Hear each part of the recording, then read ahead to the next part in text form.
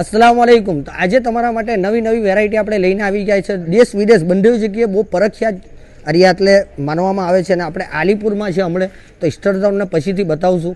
તો આઈ લવ ફઝલ ચિકનમાં આપણે અંદર જાય છે જ્યાં વિદેશના લોકો બી ઘણા ખાવા આવ્યા છે અને એટલે KFC ચિકન ખૂબ જ નોર્મલ ભાવમાં મળી જાય છે। તો અંદર જાય છે અને તમને વેરાયટી બી બતાવીએ છીએ। તો મલેશિયાના ટુરિસ્ટ જે રીતના એટલે ખાવા આવ્યા છે તમે અંદાજો લગાવી લો કે કેટલું ફેમસ હશે। તો જે રીતના આપણે ફઝલ ચિકનનું બહારનું રિવ્યૂ લીધું ત્યારબાદ વિદેશના જે મહેમાન આવ્યા હતા મલેશિયાથી તેમનું બી આપણે ઇન્ટરવ્યૂ લીધું, એમને બી ખાવાનું ખૂબ જ ગમ્યું।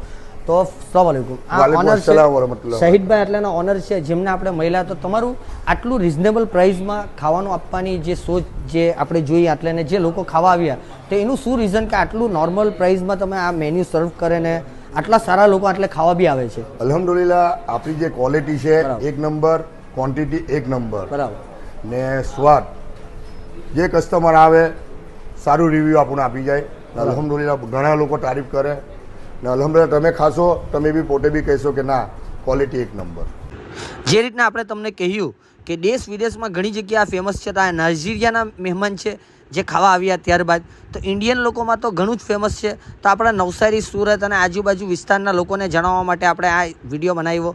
તો એટલે ગ્રીલની બધી આઈટમ મળી જાય છે સૌથી પહેલાં તો, ત્યારબાદ દર સન્ડેના ડેગમાં ખાવાનું બનીને બી આપવામાં આવે છે।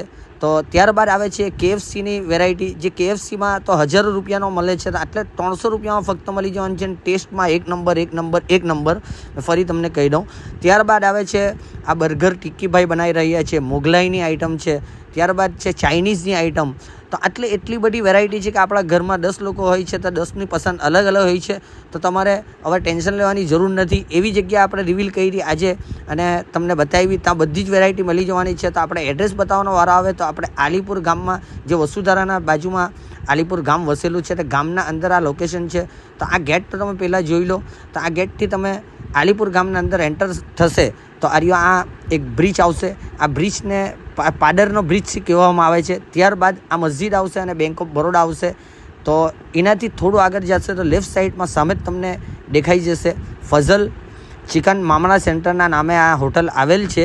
પણ એમાં એટલી બધી વેરાયટી છે તમે ખાઈને ખુશ થઈ જશો। તો અવશ્યથી આટલા આવજો।